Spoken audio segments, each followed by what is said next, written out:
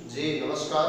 मैं Indresh Mishra, diamond public high school Panna ideal Sanskrit teaching में आपका स्वागत है। बच्चों क्लास 7 सप्तम कक्षा सप्तदशः पाठः 17 पाठ आज हम देखेंगे। रागी दुर्गावती, रागी रानी दुर्गावती। भारतीय इतिहास में भारत में अनेक ऐसी वीरांगनाएं हुई जिन्होंने ऐसे जो राज्य थे, जो राजा विहीन थे, जहाँ राजा की किसी कारणवश अकस्मात मृत्यु हुई और उनकी जो पत्नियां थी, रानियां थी, उनको अपने राज्यभार को अपने अधीन लेकर के अपने राज्य का संचालन करना पड़ा। उसी प्रकार से इन्हीं ऐसी एक परिस्थिति में रानी दुर्गावती मध्य प्रदेश के गोंडवाना क्षेत्र, मध्य प्रदेश का गोंडवाना क्षेत्र अर्थात मंडला, मध्य प्रदेश के मंडला क्षेत्र की ये रानी थी। इन्होंने राजा की मृत्यु के पश्चात अपने राज्य को अपने अधीन किया और अपना राज्य संभाला। लेकिन भारतीय इतिहास भरा पड़ा है इस बात से कि उस समय भारत में मुगलों का शासन था। मुगल राजा, जो राजा राज्य का किसी कारणवश मृत्यु को प्राप्त होता था, उस राज्य को हड़पने की कोशिश करते थे। रानियां वहाँ की जो शासन करती थी उनको स्त्री और अबला समझ करके उस राज्य को हड़पने का पूर्णतः प्रयास करते थे। परंतु ये वीरांगनाएं होती थी, स्वयं वीर होती थी, ये भी अस्त्र शस्त्र संचालन में निपुण होती थी और ये किसी भी प्रकार से अपने राज्य को हड़पने नहीं देती थी, डटकर मुकाबला करती थी अपनी अंतिम सांस तक। इसी तारतम्य में रानी दुर्गावती, ये भी जो मंडला क्षेत्र की रानी थी, इन्होंने भी अकबर की सेना को 3 बार परास्त किया। अकबर ने इनके राज्य को हड़पने का प्रयास किया, लेकिन इन्होंने अपनी जो भी सेना थी, एक छोटी सेना थी इनकी अकबर के मुकाबले। अकबर तो दिल्ली में शासनाधीन था, पूरे राज्य, पूरे लगभग पूरे संपूर्ण देश में उसका शासन फैला हुआ था। कुछ छोटे छोटे राज्य थे जिनमें राजा थे और शासन करते थे, किंतु लगभग पूरे देश में अकबर का शासन व्याप्त था। उसकी बहुत विशाल सेना थी। उस विशाल सेना के साथ अपने सेनापतियों को वो आदेशित करता था और उन छोटे राज्यों पे आक्रमण करता था। 3 बार इन्होंने प्रयास किया अकबर ने कि इनके शासन को हड़पा जाए, लेकिन रानी दुर्गावती ने डटकर मुकाबला किया और उनकी शासन को, उनके जो सेनापति थे, उनकी जो सेना थी, उसको खदेड़ा। इसी प्रकार से आप देखेंगे 17 पाठ में रानी दुर्गावती के विषय में और कुछ विस्तृत जानने को मिलेगा। किताब निकाल लेंगे, पेज नंबर हम आपको बता रहे हैं 73, पेज नंबर 73 सप्तदशः पाठः रागी दुर्गावती, रानी दुर्गावती। बच्चों के वार्तालाप के रूप में ये पाठ आपका दिया गया है। दीक्षा एक छात्रा है, उसने कहा भ्राता त्वं कुत्र पठसि, भाई तुम कहाँ पढ़ते हो। दीक्षा छात्रा है, कहती है भाई तुम कहाँ पढ़ते हो।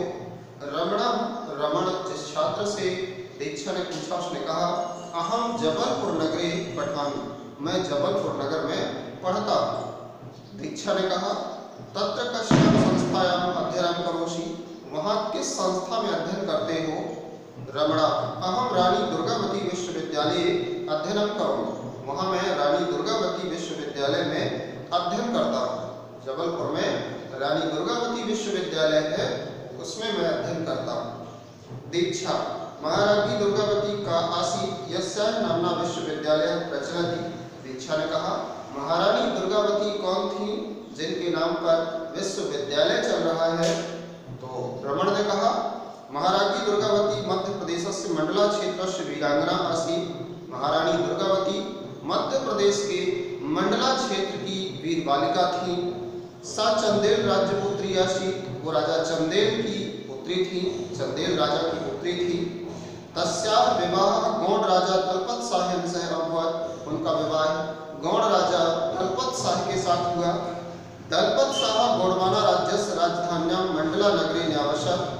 दलपत शाह गोंडवाना राज्य की राजधानी मंडा नगर में रहे, उन्होंने अपना निवास बनाया वहाँ।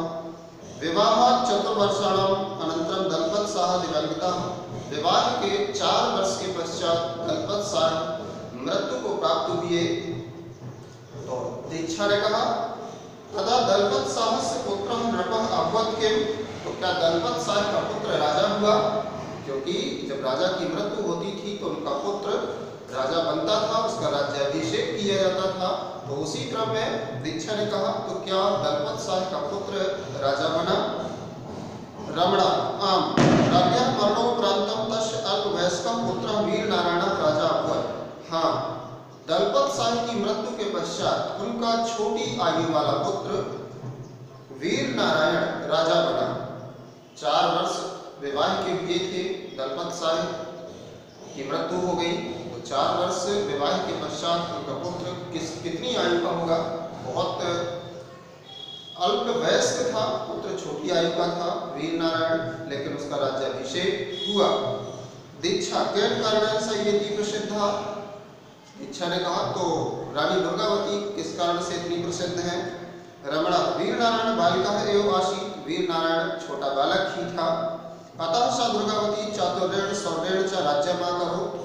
वो बालक तो राज्य कार्य संभाल नहीं सकता, इसलिए नाम था कि बालक राजा है, और उसके बदले में उनकी जो माँ थी दुर्गावती वो राज्य कार्य संभालती थी। इसलिए दुर्गावती ने पूरी चतुराई और वीरता से राज्य किया। अतएव स महारानी की उपाधि विभूषिता, इसलिए वो महारानी इस उपाधि से विभूषित की गई। दीक्षा ने कहा तस्याः राज्यस्य वैशिष्ट्यं किम आसीत्। उनके राज्य की क्या विशेषता थी? तो रमणा ने कहा राज्ञी दुर्गावती धीरा वीरा च आसीत्। रानी दुर्गावती बहुत ही धैर्यवान और वीर थी। राज्य कार्येषु युद्ध विद्यायां च प्रवीणा आसीत्। राज्य के कार्य हो या युद्ध विद्या हो, वो हर एक चीज में बहुत निपुण थी। प्रजासु तस्याः पुत्रवत् स्नेहः आसीत्। प्रजा में उनका पुत्रवत् स्नेह था, अपनी प्रजा को वो अपने पुत्र की तरह स्नेह प्यार करती थी। प्रजा अपिता माता एवं अपश्यन्। प्रजा भी उन्हें माँ की तरह देखती थी। लोक कल्याणम एवं तस्याः आदर्शः। लोक कल्याण ही उनका आदर्श था, उनके जीवन का ध्येय वाक्य था लोक कल्याण। तस्याः राज्यकाले सर्वत्र संपन्नता आसीत्। उनके राज्यकाल में सभी जगह संपन्नता थी, लोग खुश थे, प्रसन्न थे। उनके राज्य का के जो तरीका था करने का, उससे सब लोग प्रसन्न थे। दीक्षा केनापि सह तस्याः युद्धम् अभवत् किम। दीक्षा ने कहा क्या उनका किसी के साथ युद्ध हुआ? तो रमण ने कहा आम अवश्यमेव, हाँ अवश्य ही। तस्याः राज्यस्य सुख समृद्धिम् असहमाना अकबरस्य सेनापति आसफ खान तस्याः उपरि आक्रमणम् अकरोत्। उनके राज्य की सुख समृद्धि को सहन न करते हुए अकबर के सेनापति आसफ खान ने उनके राज्य पे आक्रमण किया। स रणचंडी भूत्वा युद्धं कृतवती। वे रणचंडी होकर के युद्ध कर उन्होंने किया। उन्होंने अपना एक विकराल रूप धारण किया युद्ध में, और बड़ी ही वीरता के साथ मुकाबला किया आसफ खान का। प्रथम दिन से विजय प्राप्त, और प्रथम दिन आसफ खान के साथ युद्ध भूमि में विजय को प्राप्त किया। दीक्षा तदंतरम दुर्गावत्याः पूर्ण विजय अभवत् किम। तो क्या उसके पश्चात दुर्गावती की पूर्ण विजय हुई? रमण ने कहा ना, नहीं। पराजितः आसफ खानः द्वितीय दिवसे शतघ्नीनां प्रयोगं कुर्वन् प्रचंड आक्रमणम् अकरोत्। पराजित हुए, हारे हुए आसफ खान ने दूसरे दिन शत्रुघातनी शक्ति का प्रयोग करते हुए प्रचंड आक्रमण किया। शत्रुघातनी शक्ति अर्थात जो सामना करने वाला दुश्मन है उसको चारों तरफ से अनेक वीर योद्धाओं के द्वारा घेर लेना, और घेर करके धोखे से मृत्यु के घाट उतार देना। इस प्रकार से आसफ खान ने दूसरे दिन पराजित हुए आसफ खान ने क्रोधित होकर के शत्रुघातनी शक्ति का मतलब धोखे वाली शक्ति का प्रयोग किया और उनके ऊपर आक्रमण किया। तस्य प्रतिरोधे असमर्थाः बहवः गौड़ सैनिकाः हताः। उनके प्रतिरोध में, उनका मुकाबला कर पाने में असमर्थ अनेक गौड़ सैनिक मारे गए। अस्मिन् युद्धे एकः बाणः तस्याः नेत्रे द्वितीयं च कण्ठे लग्नः तथापि सा युद्धं कृतवती। अन्ते मृत्यु समीपम् अवलोक्य स्वसम्मान रक्षाय सा स्वयमेव कृपाणघातेन प्राणान् अत्यजत्। इस युद्ध में एक बाण उनकी आंख में, दूसरा गले में लगा, फिर भी युद्ध करते हुए अंत में अपनी मृत्यु को समीप देख करके अपने सम्मान की रक्षा के लिए उन्होंने स्वयं अपनी कटार से अपने प्राणों को त्याग दिया। दीक्षा एकदम तो बहु कष्टकारक, दीक्षा ने कहा ये तो बहुत कष्टकारक है। रमणा आम हाँ तस्या बलिदान अधुनापि जनाः स्मरन्ति, आज भी लोग उनके बलिदान को याद करते हैं।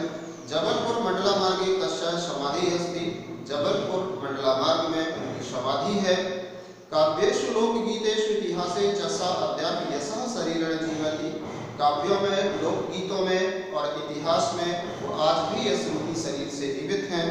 दीक्षा सत्यम दुर्गावती दुर्गा आशीत, दीक्षा ने कहा सत्य है, दुर्गावती दुर्गा की भांति थी। इस प्रकार से इस पाठ का हिंदी अनुवाद था।